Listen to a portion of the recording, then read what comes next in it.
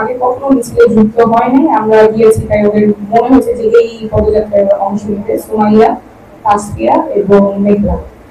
তো ওদেরকে আমি জিজ্ঞেস করলাম যে তো তোমরা কি রাজনীতি নিয়ে জানো, কতটুকু জানো?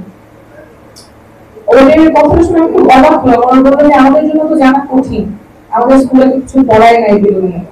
আমাদের হচ্ছে টিচারের কাছ থেকে শুনতে হয় অথবা সিনিয়র যারা আছে তাদের কাছ থেকে শুনতে হয়। আমাদের স্কুলে কেন পড়ায় না, আমাদেরকে কেন শেখায় না কি হচ্ছে রাজনীতিতে, দেশের কি হচ্ছে। তো এই যে ছোট ছোট মেয়েরাও চিন্তা করছে যে দেশের কি হচ্ছে, ওদের অধিকারগুলো কিভাবে পাবে, দেশ কিভাবে চলে, রাষ্ট্র কিভাবে চলে, অধিকারগুলো হরণ হচ্ছে কিনা। এই যে নতুন একটা জোয়ার এসেছে, ছেলে মেয়ে সবার মধ্যেই আমরা দেখেছিলাম, বিশেষ করে মেয়েরা হয়তো আগে রাস্তায় নামেনি, আগে কথা বলার সুযোগ পায়নি, তারাও যে সামনে আসছে, এই ব্যাপারটা আমাদের লালন করতে হবে। ওরা যাতে রাজনীতিতে থাকতে পারে, দেশ নিয়ে ভাবতে পারে, রাজনীতি না করলে দেশ নিয়ে ভাবতে পারে, কথা বলতে পারে, এবং সেই পরিবেশটা যাতে তৈরি হয় সেটা আমাদের অবশ্যই অবশ্যই নিশ্চিত করতে হবে। আমরা নারীদেরকে যদি পিছিয়ে রাখি তাহলে দেশের অগ্রগতি সম্ভব না। আমাদের সমাধানের পথ তো অনেক, আমি দুটো স্পেসিফিক বিষয় নিয়ে আলোচনা করব। একটা হচ্ছে পরিবেশ। আমরা অনেকেই বলছি যে নারীদের রাজনীতিতে আসা প্রয়োজন, পাবলিক লাইফে আরো বেশি সক্রিয় ভূমিকা রাখা প্রয়োজন।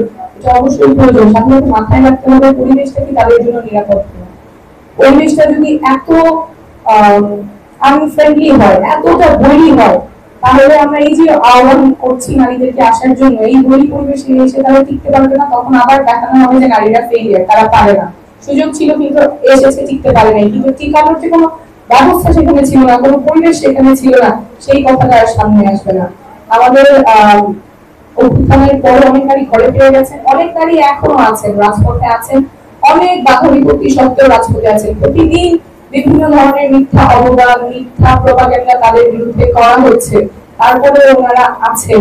এবং এইটা যাতে আমাদের নতুন যারা আসবে তাদের ক্ষেত্রে না হয়, সেই ব্যবস্থাটা আমাদের করতে হবে, সেই পরিবেশ আমাদের নিশ্চিত করতে হবে। না হলে এই সভা সেমিনারে আমরা কথা বলবো, কিন্তু আসলে বাস্তব মাঠে ফিরে গিয়ে তখন আর নারীদেরকে খুঁজে পাওয়া যাবে না, এবং এই ডিসসার্ভিস আমরা যাতে আর না করি। এবং আমি চাইবো সকল রাজনৈতিক দল, যুব শক্তি, এনসিপি, আরো যারা রাজনৈতিক দল আছে, রাজনৈতিক পক্ষ আছে, সবাই এক হয়ে নারীদের সুস্থ, সুন্দর, নিরাপদ পরিবেশ তৈরিতে কাজ করবে। যেমন আমি পার্টির পক্ষ থেকে আমরা আরেকটা সমাধানের কথা বলছি, যেটা ফ্রি সিস্টেম ইনফ্রাস্ট্রাকচারাল চেঞ্জ, যেটা দীর্ঘমেয়াদী নারী নেতৃত্ব উঠে আসার একটা প্রক্রিয়া তৈরি করবে।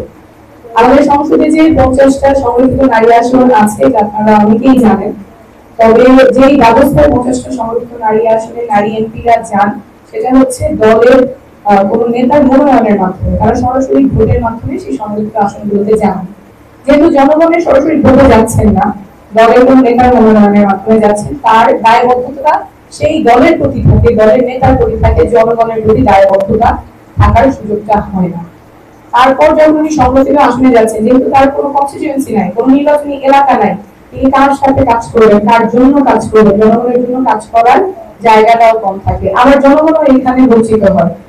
কোন এমপি সংসদে যাবে, আমার হয়ে কথা বলবে, সেইটা বাছাই করার সুযোগ তো জনগণের থাকার কথা, কিন্তু যখন সংযুক্ত আসনে মনোনয়নের মাধ্যমে নারী এমপিরা নির্বাচিত হচ্ছে, তখন জনগণের আর কোনো রায় দেওয়ার সুযোগ থাকে না।